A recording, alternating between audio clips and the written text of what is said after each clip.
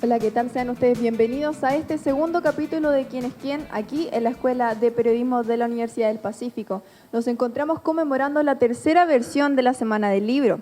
Mi nombre es Isidora Bello y me encuentro con mi compañero Diego Navarro. ¿Cómo estás, Diego? Bien, y tú, Isidora, encantado de estar aquí nuevamente. Bueno, nuestra invitada de hoy es periodista de la Universidad Católica de Chile. Hoy es profesora titular de la Universidad de Chile. Su trabajo se ha orientado en el periodismo de investigación. Es conocida por publicaciones como El Imperio del Opus Dei en Chile, Los Magnates de la Prensa, Caradima, El Señor de los Infiernos, La Máquina para Defraudar, entre otros. También es Premio Nacional de Periodismo del año 2009. Por favor, un aplauso para María Olivia Monquer. ¿Cómo estás, María Olivia? Hola, muy buenos días, Isidora, muy buenos días, Diego. Un saludo para todos los que nos están viendo también. Para comenzar esta entrevista, ¿cómo llegó usted al periodismo? ¿Cómo llegué al periodismo? Se me ocurrió. ¿Cuál fue su motivación? ¿Cuál fue su motivación? Sí. Mira, yo creo que esas motivaciones van saliendo como relativamente solas y también un poco con casualidades, inquietudes y casualidades. Formación también en mi casa. En mi casa se leía mucho, se comentaba mucho lo que pasaba y yo siempre el tema de los diarios, de las revistas, era como bastante a mano, lo mismo que escuchar radio. ¿Siempre le gustó más el área del periodismo escrito? Soy muy entusiasta del lenguaje y creo que el periodismo escrito te ayuda a expresar y te ayuda a dar sustento a un reporteo muy profundo. ¿Cuál es la diferencia, disculpe, con, por ejemplo, el periodismo radial o televisivo para usted? Bueno, el radial también me gusta, pero creo que en la radio lleva una crítica fraternal que le haría a la radio actual. Yo creo que la radio es un medio muy interesante por la información, por la inmediatez. Trabajaba en radio también, al comienzo de la transición me tocó ser la directora de prensa de Radio Nacional, antes que la privatizaran. Esos 90 al 90, no 90, 93, 94, por ahí. Bueno, pero creo que se podrían hacer, ¿dónde va la crítica? Digo yo, de que deberían escribirse más los libretos previamente, alargarlos al aire, de que los periodistas, incluso sus despachos, los deberían tratar de escribir, porque la escritura te da la posibilidad de reflexión, te da la posibilidad de priorizar y te da la posibilidad de expresarte mejor. Y uno ve que hay mucha tendencia a que lo que se despacha, lo que se está informando con un uso no siempre adecuado del idioma. Y eso, en ese sentido, lo del escrito también creo que se puede traspasar. O sea, una persona que escribe bien va a poder manejarse también bien en radio. Y hemos visto muchos casos de colegas que sí pueden hacerlo. Y lo mismo yo digo que el periodista, por ejemplo, en la parte informativa, en la televisión, deberían preocuparse muchas veces más del lenguaje, de lo que se están preocupando. No quiero caer en el dictar cátedra, pero algo que yo aconsejo siempre a mis alumnos es leer mucho. Yo creo que el aprendizaje de la escuela no nos basta, por mejor que ella sea. Nosotros tenemos que complementar en la etapa de estudio, pero también después, con lectura. ¿Y qué tuvo de bueno algo que pasó en mi generación? Aquel boom de escritores latinoamericanos.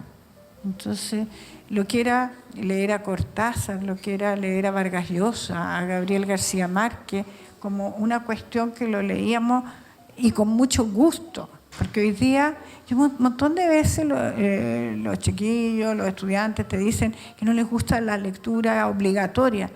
Sí, pero yo diría que hay algo que rescatar súper importante tal vez de generaciones anteriores, y es que nosotros leíamos con mucho interés y que a la vez haber tenido sí muy buenos profesores. Yo nunca voy a olvidar, aparte de Guillermo Blanco, que lo mencionaba, a un Rodoslav Ivelich, profesor de gramática superior en la Católica y que era el director del Instituto de Estética. Entonces era muy dura su clase para muchos que no hayan tenido tan buena formación en gramática en el colegio, por ejemplo, pero a la vez hacía mucho sentido y nos llevaba de la literatura a la gramática. Entonces tú tenías que se analizaban en clase, desde poemas hasta a los autores que se estaban leyendo en ese minuto y que eran el boom, en clases de gramática, haciendo todas las distinciones, dónde está el sujeto, con cuadraditos, casi como una operación aritmética. Muy, muy, muy entretenido. ¿Usted a quién recomendaría leer? A un estudiante de periodismo, por ejemplo. Uy, tantas cosas, tantas cosas. Yo creo que no es una recomendación de un libro en particular en un minuto. Yo creo que hay que tener como una bibliografía básica.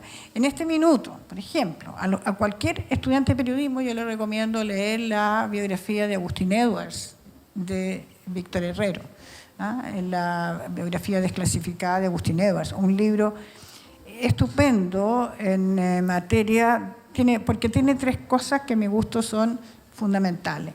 Tiene la investigación. Yo creo que en el periodismo actual, y sobre todo en este ambiente de sobreinformación, de posverdad y de todas estas cosas, la investigación, el reporteo profundo, me parece una cuestión clave. Pero a la vez, junto con esa investigación, tiene ese libro la mirada histórica. Creo que tenemos, para entender el presente, y sobre todo los periodistas, tenemos que mirar a la historia.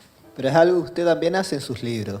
Es algo que usted también hace en sus libros. Sí, por eso, porque estoy convencida de que es importante. O sea, aporta al contexto, pero no en una cosa superficial. Pero quería, refiriéndome al caso de ese libro, ustedes me pidieron recomendar un libro, refiriéndome a ese, digo, uno entiende de la historia de Chile a través de un libro periodístico que es una biografía muy lograda. ¿Por qué? Porque te das cuenta cómo el personaje, lo que se está hablando justamente en estos días, hoy día nomás salía la misa, en el diario Mercurio de hoy sale la misa que hicieron acá en Vitacura. Pero lo impactante que ha sido en la vida del país, no solo lo que fue Agustín Edward Eastman, sino que toda la dinastía de los agustines desde que llegaron a Chile. Entonces, eso se ve muy relacionado en este libro que les estoy recomendando, porque tú tienes como, con episodios de la Guerra del Pacífico, con episodios del tiempo de Balmaceda, del golpe militar en Chile, y en el fondo está como la presencia, y sobre todo para un estudiante de periodismo, ver la presencia de la dinastía de dueños de medios de comunicación. Es fundamental entonces la conexión entre la historia, el contexto social, político de un país, sobre todo para usted en sus libros. Sí. O sea, no todos van a tener, no en todos voy a contar, porque va a depender de lo que quieras lograr como proyecto, como objetivo en ese minuto. No todos voy a contar una gran historia, pero sí es como esa mirada con sentido histórico. Por ejemplo, en el caso del último libro mío, o el penúltimo, porque en realidad el último es la reactualización, la revisión del Imperio del Opus Dei. La máquina para defraudar, que es de 2015. Está básicamente, ¿no es cierto?, el epicentro son los casos Penta y Soquimich, y todo lo que tiene relación con los escándalos de las platas políticas. Pero y fue un libro bien curioso, porque yo lo escribí, lo investigué, lo escribí mientras estaban pasando los acontecimientos. Sin embargo, el objetivo era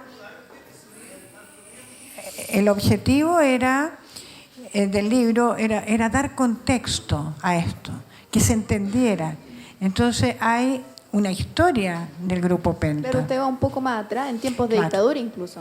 Claro, de cómo se gestan estos grupos, de cómo se gestó el Grupo Penta, cómo se favoreció con privatizaciones de las empresas del Estado, qué ocurrió con Julio Ponce Lerú, el ex yerno de Pinochet, quién era, y cómo va, y cómo transcurrió su vida, cómo se fue quedando primero con tierra y con empresas, y cuando fue director del CONAF, de la Corporación Nacional Forestal, en el sur, y luego cómo efectúa la privatización de Soquimich, que es la Sociedad Química y Minera de Chile, a favor suyo, y arma todo este tinglado de las cascadas, de Pampa Calichera y todas esas otras sociedades.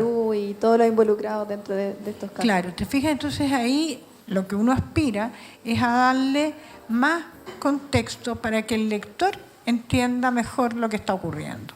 Vemos que todos sus libros, sus 9 publicaciones, tienen más o menos una sincronía entre sí, no en tanto en los temas, sino en la búsqueda de la verdad. ¿Qué es la verdad para usted? La verdad periodística. La verdad periodística, sí, está muy bien dicho que lo de la verdad periodística, ¿no es cierto?, que es distinta a la verdad legal, distinta a la verdad filosófica, supongo. Yo creo que uno trata, es un tratar, es como lo dice el Código de Ética del colegio, debemos basarnos en el principio de veracidad, es decir, en buscar la verdad, entendiendo que la verdad absoluta no existe. Yo te digo, no existe ni la verdad... ¿Es subjetiva para usted? No, es que no es que sea subjetiva, es que no existe.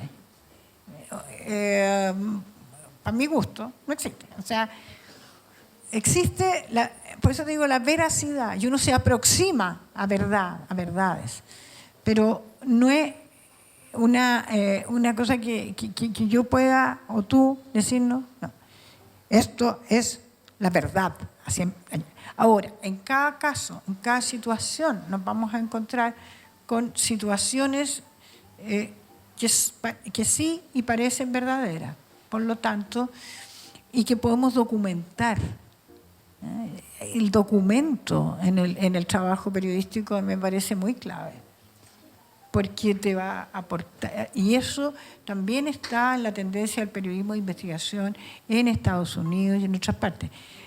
Hay cuestiones que uno puede hacerlas sobre bases testimoniales, pero el documento nos ayuda mucho en esa búsqueda de la verdad, que tiene que ver también con la honestidad, con el no mentir.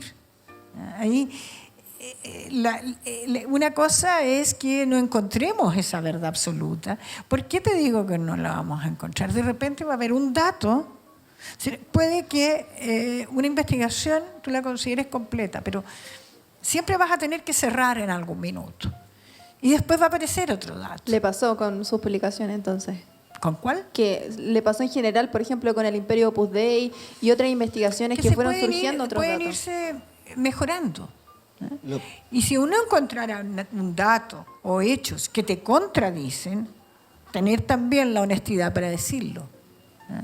Eso se da en los medios con el derecho a réplica. O sea, con dar la posibilidad del derecho a réplica y la posibilidad de uno mismo o el autor de corregir, con la fe de rata, con enmendar. Pero también uno, no solo hay actualización en algunos casos, por ejemplo, ahí tienes los magnates de la prensa, han pasado cosas nuevas.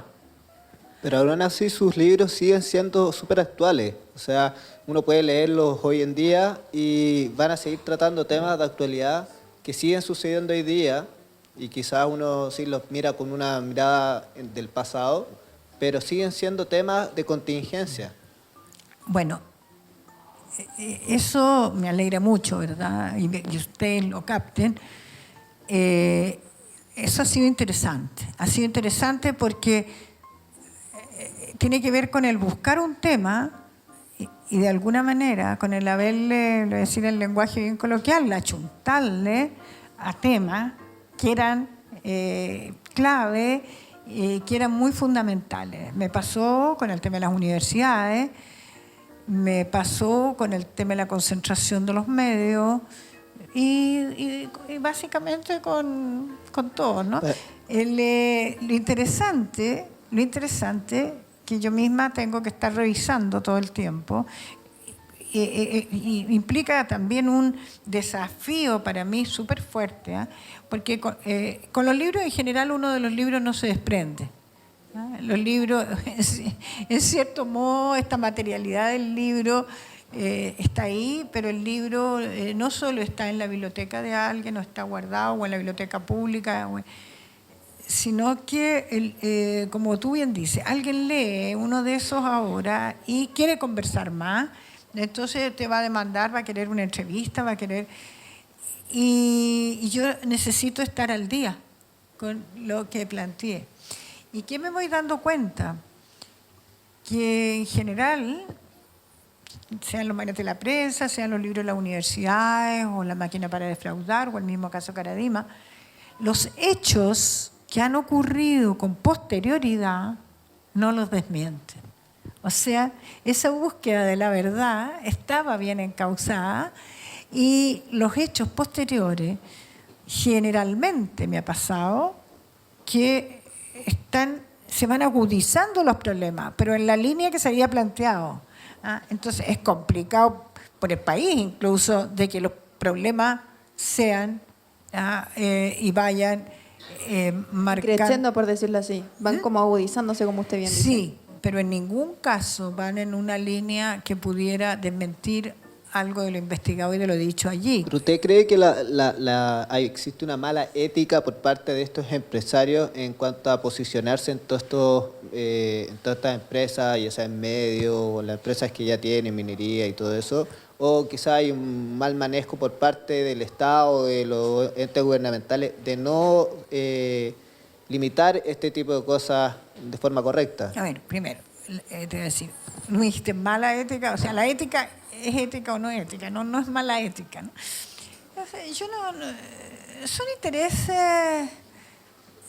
Son intereses desde el punto de vista de quien adquiere o quiere adquirir, de negocios o de influencia, ¿ya? No me cabe duda que, volviendo a lo que hay, digamos, que el mercurio, pese a que algunos declaren que el periodismo de diario le han declarado como que ya estaría declinando o que estaría declinando el periodismo escrito en papel, yo creo que en Chile ha ido bastante más lento ese declinar y que por otro lado sigue siendo muy influyente, no poco, muy, porque llega a grupos que toman decisiones. Por eso yo recomiendo también a los estudiantes de periodismo siempre lean los diarios, aunque no les guste que sean duopólicos su propiedad. Lean el Mercurio, lean La Tercera. La Tercera quiere influir también, porque está tratando de llegar a ese público similar al Mercurio, pero a lo mejor a capas más jóvenes y más liberales en su manera de pensar. Por último, quisiera preguntarle, ¿qué opina acerca del reportaje que sacó Ahora Noticias el miércoles acerca de las platas que habría invertido el Partido Socialista? Que invirtió, parece, que invirtió. No vi el reportaje, pero he visto todos los ecos, he escuchado los ecos, he leído lo que estaba saliendo, o sea, en estas últimas horas, y me parece, como lo han dicho otros, no trae sin ninguna novedad.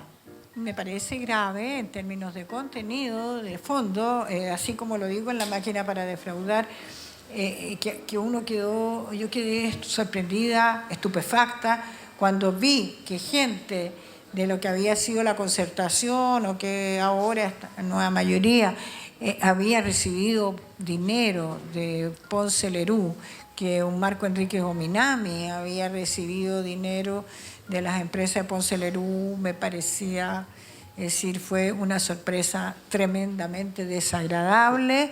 Como persona, como periodista, ahí está, y está escrito lo que uno podía indagar y investigar. Están otros colegas, ¿no es cierto?, que han estado investigando, tanto en estos días, tanto los de Megavisión como en radio, y entiendo que se está viendo qué personas, por ejemplo, son los integrantes de esa comisión financiera. Oí uno, Oscar Guillermo Garretón. ¿Usted nunca se cruzó antes con esta información durante la investigación de la máquina para defraudar? No con conocer los que tenían esas inversiones. Sí, le estaba dando vuelta y no he tenido el minuto, tendría que verlo.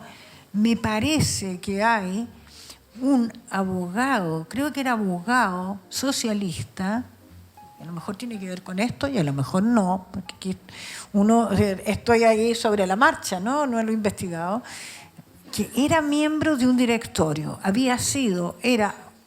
no creo que sea, pero habría sido de algún directorio de las sociedades Cascada o de Sokimich mismo. Sokimich. ¿Sí? Al parecer creo que en el reportaje hablaba sobre Sokimich.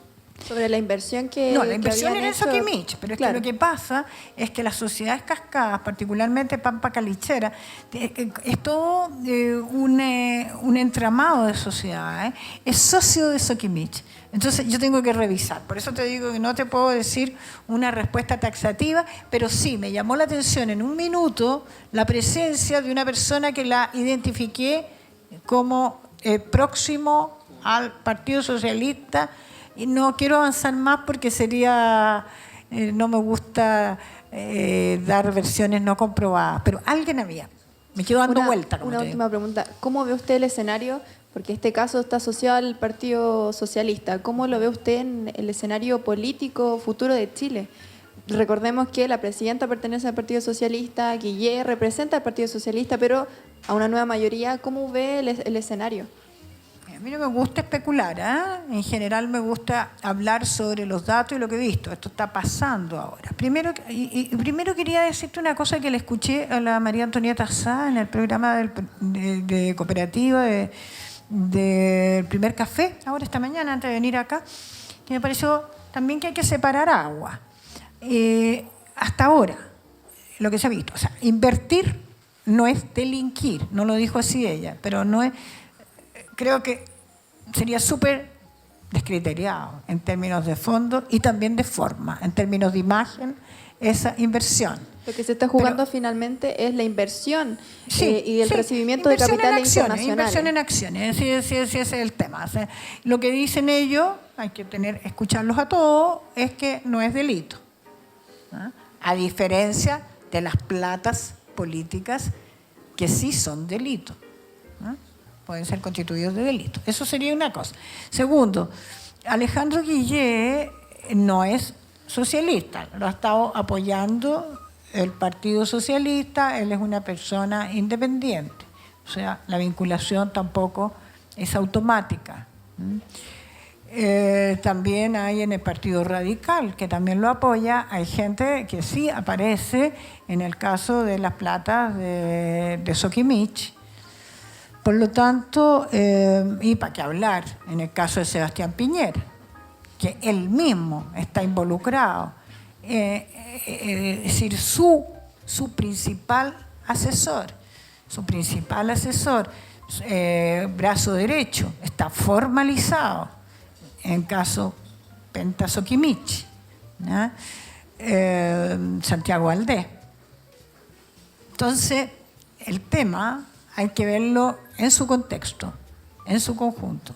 La sorpresa del día de ayer y de hoy ha sido esto de los socialistas y de sus platas que provienen de los bienes raíces que reconquistaron, que les habían sido quitados por gobierno dictatorial en su minuto. Ahora, por eso te digo que creo que no. Ellos han dicho, hay una frase muy interesante de Beatriz Sánchez, en que dice que ella abraza a los militares, que le manda un abrazo al militante socialista, que no tenía idea de esto. O sea, la gente, verdad, en un partido no tienen por qué saberlo. Incluso aquí hay cúpulas directivas. Quienes manejaron esos fondos son los que tienen que responder y dar la cara, sea presidente de partido en su minuto, porque no es de hoy, aparentemente es 2009, esto no sé, porque no te digo, yo estaba en otras cosas y no he tenido tiempo de investigarlo, si son dineros que están en este momento invertidos o si fueron, no sé. Y quiénes son los integrantes de esa comisión financiera, me parece muy importante. Aparentemente estaba, según dijeron en la cooperativa, estaba el exministro de Hacienda, Arena, y estaba Óscar Guillermo Garretón, que hace rato es una persona que fue muy de izquierda en tiempo de la Unidad Popular, y después se dio vuelta y es un empresario hoy día. Y lo que podemos leer sus columnas en La Tercera, creo que escribe habitualmente. ¿Sí? A mí no me extrañaría ahí porque él hace rato que ha estado en Llanza, ha estado en la Telefónica, ha estado en muchas partes. Entonces, que no encuentren muy natural esta inclusión en compañía y participar de lo que podríamos denominar de una sociedad de mercado en todo. También en el cómo administran su plata los partidos. Cuestión que a uno le puede parecer que no es lo más adecuado, ¿no es cierto? Muchísimas gracias, María Olivia, por venir, por darnos tus reflexiones, por compartir con nosotros tu experiencia en los libros. Un fuerte aplauso, por favor, para María Olivia, por favor.